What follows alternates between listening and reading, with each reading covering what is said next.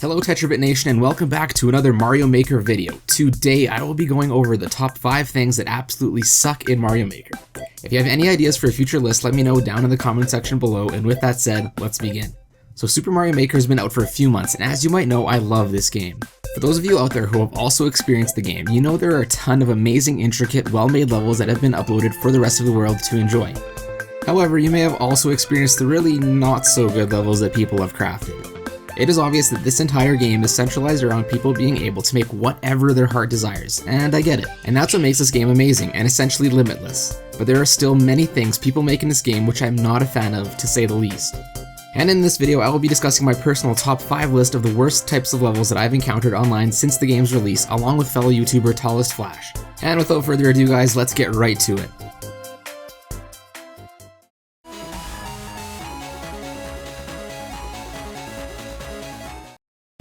And first up on this list, at the number 5 spot, we have levels which are flat out nearly impossible. If you don't already know, the Kaizo Mario games were ROM hacks of Super Mario World which featured a cruel, frustrating, and sadistic level of difficulty offered in the levels. Levels like these have also been created in Mario Maker, and these levels are not fun and basically impossible unless you enjoy the challenge of a super difficult level or if you are a Mario platforming prodigy. I'm talking about stuff like crazily timed spring or shell jumps, and stuff like that is just way past mine and many players' abilities. Now I know I'm not the best Mario player by a long shot, but I like to think I'm at least a little bit above average, and to me these levels are just way too crazy and end up being skipped every time. You know, or maybe I just need to get good at the game.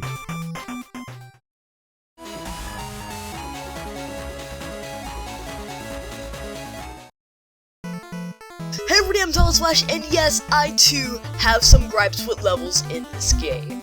At number 4, I'm putting clickbait levels.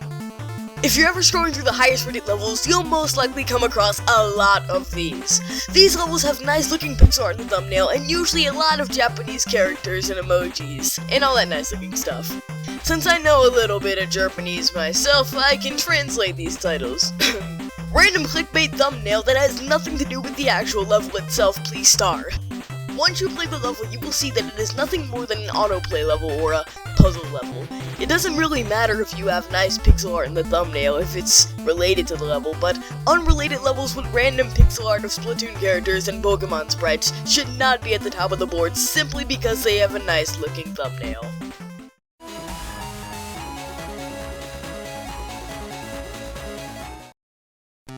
And up next at number 3 we have levels that play themselves. Now don't get me wrong, a lot of these levels which instruct you not to move or to keep running in a certain direction are quite intricate and interesting.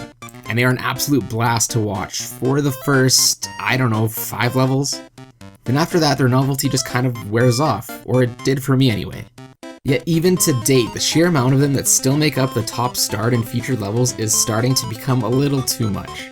Now I don't know about you guys, but I'd much rather see more levels that require at least some skill to beat being featured.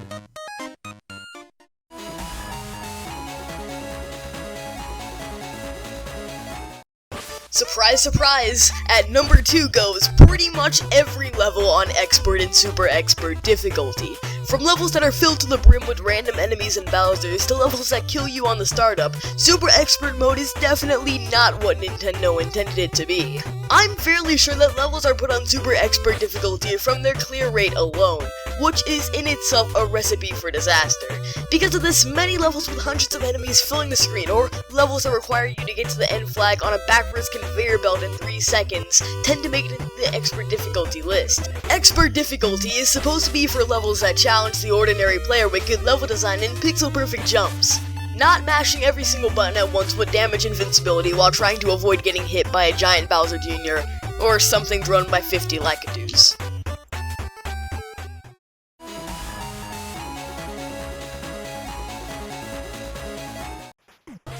And finally, number 1 on this list, we have trial and error levels, or troll levels.